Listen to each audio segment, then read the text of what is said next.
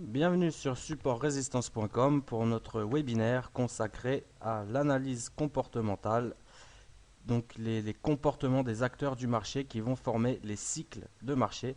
Et donc on va étudier les bases de la théorie d'Elliott pour travailler et détecter les cycles, les changements de cycle, les replis, etc. Donc les vagues qui vont construire les cycles. Alors premièrement, on va étudier un petit graphique, donc dans une phase haussière de marché à long terme. Et donc là, nous sommes à l'intérieur d'un cycle qui va comporter lui-même des sous-cycles. On va prendre l'exemple d'une paire de chaussures, par exemple, qui coûte 10 euros. Alors, des premiers acheteurs vont s'insérer dans le marché et vont faire gonfler le prix jusqu'à 30 euros. Ici, ces premiers acheteurs, c'est un exemple très simple qui ne reflète pas exactement la réalité, mais qui va, j'espère, enfin, aider à faire comprendre un petit peu la notion de cycle. Donc les premiers acheteurs rentrent dans le marché, font monter le prix à 30 euros, ils prennent des profits partiels, hein, pour être sûr de sécuriser leurs achats. Le prix retrace donc un petit peu puisqu'on a moins de force à l'achat. Ici, les premiers acheteurs sur repli, hein, ils ont vu que le marché montait de 10 à 30, donc à 20 euros, ils se disent nous sommes ici sur un produit qui s'apprécie, je vais en acheter un petit peu pour voir si ça continue de monter. Les premiers acheteurs sur repli rentrent donc dans le marché à 20 euros et il y a assez de force acheteuse pour casser les précédents plus hauts à 30 euros. Donc à 31 euros, les acheteurs sur break, sur breakout, ceux qui jouent les cassures, eux vont rentrer à 31 euros avec donc un ordre d'achat au-dessus du dernier plus haut. Ici donc le mouvement s'accélère fortement puisque nous avons les premiers acheteurs à 10 euros, les deuxièmes acheteurs sur repli et maintenant encore des acheteurs sur cassure. Donc le marché accélère fortement jusqu'à toucher un prix de 100 euros. Ici, les premiers acheteurs qui ont acheté à 10 euros, ils ont multiplié leur prix d'achat par 10. Eux, ils sortent du marché. Soit totalement, soit en tout cas une très très grosse partie de leurs achats est sortie du marché. Ainsi que les deuxièmes acheteurs sur repli et quelques acheteurs sur cassure. Donc le marché retrace forcément.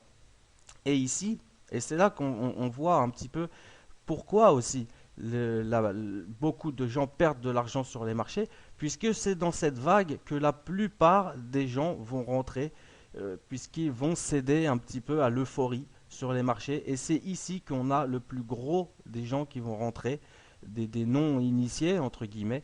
C'est ici, après ce retracement, on va avoir une troisième vague d'acheteurs sur repli et une quatrième vague d'acheteurs sur cassure. Et donc là, le marché va énormément accélérer, accélérer, accélérer jusqu'à un prix de 150 euros. Ici, vous avez tous les acteurs, tous les acheteurs de première partie qui vont sortir du marché sur 150 euros. Donc là, il va nous rester quelques acheteurs sur repli de la troisième vague et donc les acheteurs sur cassure. Suite aux prises de profit générales, le marché va retracer. Et ici, nous avons une cinquième vague d'acheteurs qui va rentrer. Mais il y aura tellement eu de prises de profit auparavant qu'à eux seuls, ils ne vont jamais arriver à casser le précédent plus haut. Le marché va saturer sur les 130 euros. Et là, nous avons un plus haut qui va se former, qui est plus bas que le précédent. Et le marché chute, puisque nous n'avons plus d'acheteurs pratiquement sur le marché. On a encore quelques acheteurs de la dernière vague qui sont dans le marché et qui, eux, espèrent faire des profits. Ensuite, ici, on vient à casser le plus bas. Donc là, on avait un plus haut à 150 euros, on sature à 130 euros. Les derniers acheteurs, eux, ils ont acheté à 120, ils voient que ça monte à 130, ils conservent. Seulement, on n'a plus du tout d'acheteurs dans le mouvement et donc le marché s'effondre. Le marché s'effondre, on revient sur des prix de 110. Là, ils commencent à paniquer.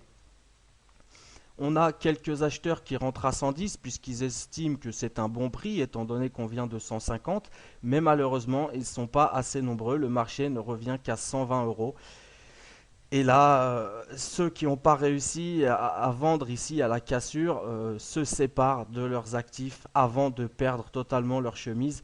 Et ici, donc, nous avons les vendeurs spéculatifs qui s'installent sur cette zone de 120 euros et encore plus ici à la cassure du dernier plus bas à 110 où là vraiment on a, donc là vous voyez, hein, tous ces acheteurs là vont commencer à perdre de l'argent. Les cinquièmes acheteurs sur repli à 120 vont perdre de l'argent. Les quatrièmes acheteurs sur cassure, eux, commencent un petit peu à transpirer. Et à la cassure de la zone des 110, il ne reste vraiment plus beaucoup de profit. Ils sont obligés de liquider. Donc là, on a les cinquièmes acheteurs sur repli qui liquident, les quatrièmes acheteurs sur cassure qui liquident ici, donc à 110, à la cassure des 110. Et là, on a également les vendeurs spéculatifs qui s'installent sur le marché, les ventes spéculatives qui vont fortement accélérer le mouvement baissier, hein, puisque là, non seulement on n'a plus d'acheteurs, les seuls acheteurs qui nous restaient liquident totalement leur stock pour ne pas perdre trop d'argent, et on a les ventes spéculatives qui rentrent en action, et donc là, le marché chute fortement jusqu'à 35 euros. Mais là, vous voyez que à ce moment-là, ça devient intéressant pour les plus patients, puisque à la base, il n'en valait que 10 euros, cette paire de chaussures. Après cette grande accélération baissière et une petite stabilisation, on voit qu'on est sur des seuils à 35 euros qui sont légèrement plus chers, mais c'est encore un bon prix d'achat, hein. Donc, certains acheteurs, certaines personnes vont considérer que nous sommes revenus enfin sur une zone intéressante. Donc, ils vont acheter. Le marché va saturer à 50. Bon, de toute façon, on est protégé, hein, toujours. On met un stop, hein, en cas d'échec. Le marché va remonter à 50. Les vendeurs, bien sûr, la pression est vendeuse. Donc les vendeurs, eux, vont continuer de vendre, mais ils ne vont pas arriver à franchir le seuil des 35 euros. Et donc là, c'est là où les gens vont commencer à vraiment s'intéresser, à se dire, bon, ça en valait 10, il y a quelques semaines ça en valait 35, on est monté à 50, là on est revenu à 40, vraiment, si ça stabilise à 40, je vais acheter, hein, puisque là on est sur un bon prix. Et donc là, nous rentrons à nouveau dans un cycle haussier, et donc les achats vont s'engager sur cette zone de 40 euros, casser le plus haut, le dernier plus haut de 50 euros, revenir sur une zone ici de 80 euros, et on repart dans le cycle haussier avec acheteur sur repli, acheteur sur cassure, etc. Et donc nous voyons ici que nous sommes dans une tendance haussière puisque nous avions un prix à la base de 10 euros et donc une zone d'achat en ce moment qui est de 30, 35, 40 euros de le prix d'achat actuel. Donc nous sommes dans une tendance long terme haussière, hein, puisque nous avons ici un plus bas à 40 et auparavant un plus bas à 10. Donc nous sommes dans une tendance haussière sur cet actif composé de plusieurs cycles. Le premier cycle haussier, on casse le cycle haussier au moment où le mouvement s'essouffle et où on a une vague de vente spéculative. Nous rentrons donc dans le cycle baissier, le mouvement de correction. Et puis ensuite, nous trouvons un appui sur la zone des 35-40, ici. On forme un petit range entre 35 et 50, où donc là, nous re-rentrons ici dans un cycle haussier. Donc voilà un cycle complet composé de plusieurs sous-cycles, entre guillemets, hein, un cycle haussier, un cycle baissier, un appui un petit peu plus haut que le précédent, et s'ensuit un cycle haussier. Voilà le schéma, entre guillemets, d'une tendance haussière et donc la psychologie qui se dégage des acteurs. On voit par exemple ici, à partir de ce moment, hein, des troisième acheteurs sur repli, quatrième acheteur sur cassure, le marché est dans une espèce d'euphorie, hein.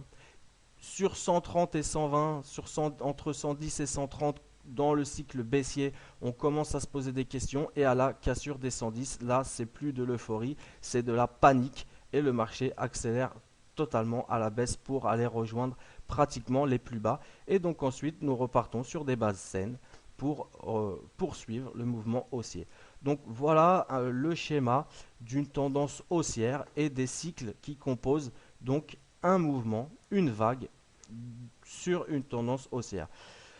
On va maintenant étudier donc comment nous on va pouvoir profiter de ce comportement pour détecter des seuils intéressants et donc arriver voilà, hein, trouver des zones intéressantes pour acheter, essayer de trouver la patience pour ne pas céder ni à l'euphorie ni à la panique et de trouver des zones intéressantes d'achat et de vente en se servant des cycles.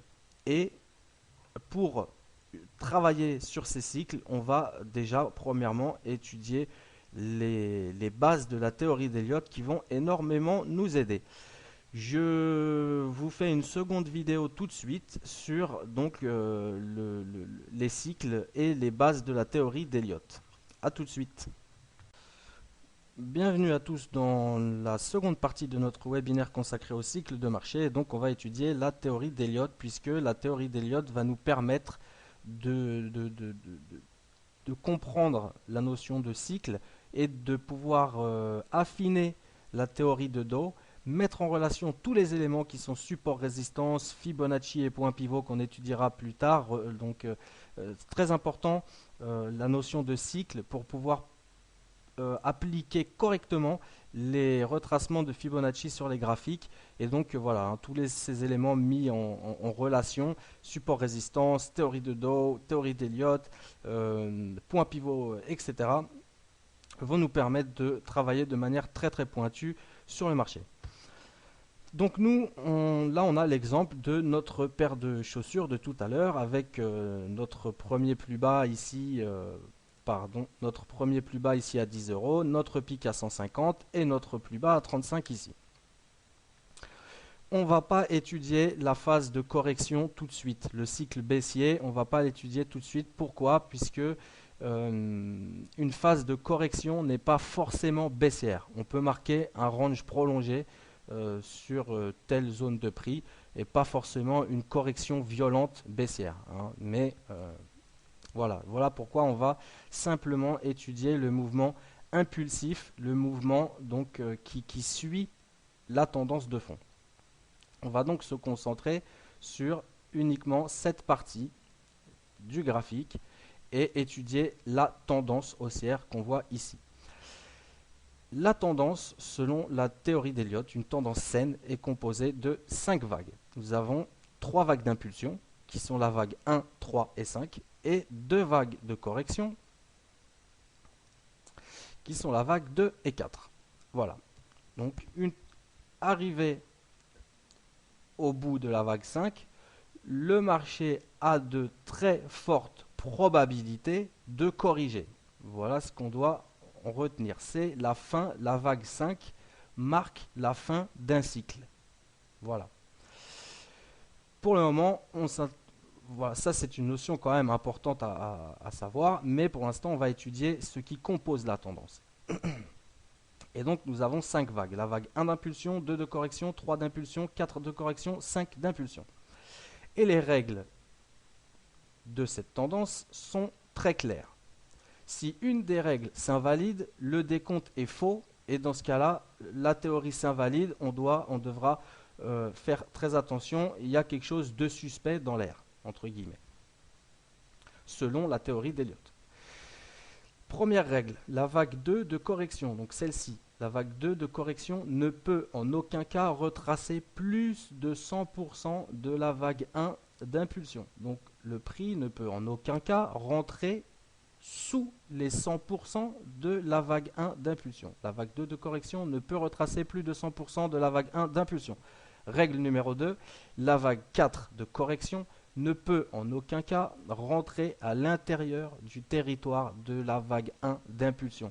Le prix peut éventuellement toucher, piquer le prix du plus haut de la vague 1, mais on ne peut en aucun cas venir travailler et clôturer à l'intérieur du territoire de la vague 1. Ça c'est très important. Ici nous avons un défaut dans la tendance si cela arrive. Et la troisième règle très importante, la vague 3 d'impulsion ne peut en aucun cas être la plus petite des trois. La vague 5 parfois est plus grande que la vague 3, mais la vague 3 ne peut en aucun cas être la plus petite. Jamais. À ce moment-là, nous avons un faux décompte des vagues et donc un défaut dans la tendance. On s'est trompé quelque part. Hein. Donc voilà les trois règles très importantes si on veut étudier les cycles de marché. Il faut que le marché valide ces trois règles. S'il y a invalidation ne serait-ce que d'une seule règle, alors on doit recompter. Mais pour le moment, le décompte c'est pas vraiment notre objectif. Ce que je veux expliquer ici, c'est simplement la notion de cycle et donc euh, le marché dans une impulsion, dans sa tendance, est composé de 5 vagues, 3 d'impulsion, 2 de correction. La vague 2 de correction ne peut retracer 100% de la vague 1. La vague 4 ne peut rentrer dans le territoire de la vague 1. Et la vague 3 ne peut en aucun cas être la plus petite. Ça, c'est trois règles extrêmement importantes que le marché doit valider si on veut conserver une tendance saine selon la théorie d'Elliott.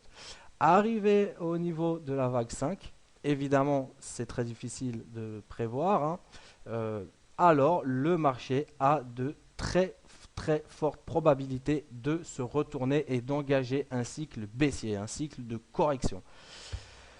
Voilà pourquoi cette théorie est importante, puisqu'elle va nous permettre déjà de savoir où rentrer et ne pas rentrer, et à savoir quand la tendance a de grandes chances de s'essouffler. Hein, puisque on se rappelle tout à l'heure de l'histoire de nos chaussures. Ceux qui étaient rentrés vers la fin, hein, ils ont perdu leur chemise. Hein. Donc il faut faire très attention. Voilà pourquoi c'est important de connaître les cycles. Alors, ici sur le graphique, vous pouvez voir donc comment est composé. Vous avez ici une grande vague 1, une grande vague 2, une grande vague 3 qui sont composées elles-mêmes de vagues et de cycles et de vagues encore plus petites. Donc voilà, je vous ai fait ce graphique pour vraiment bien comprendre le concept. Mais ce qu'il y a vraiment d'important à retenir pour le moment, c'est qu'une tendance est composée de 5 vagues, 3 d'impulsion, 2 de correction, que la vague 2 de correction ne peut retracer plus de 100% de la vague 1 d'impulsion, la vague 4 de correction ne peut retracer jusqu'à entrer dans le territoire de la vague 1 d'impulsion, et la vague 3 ne peut être en aucun cas la plus petite des vagues d'impulsion. Voilà. Une fois ce concept en main, on va pouvoir passer à des choses beaucoup plus sérieuses et concrètes. Donc je vous souhaite à tous de bons trades et à bientôt sur supportresistance.com pour le niveau 3.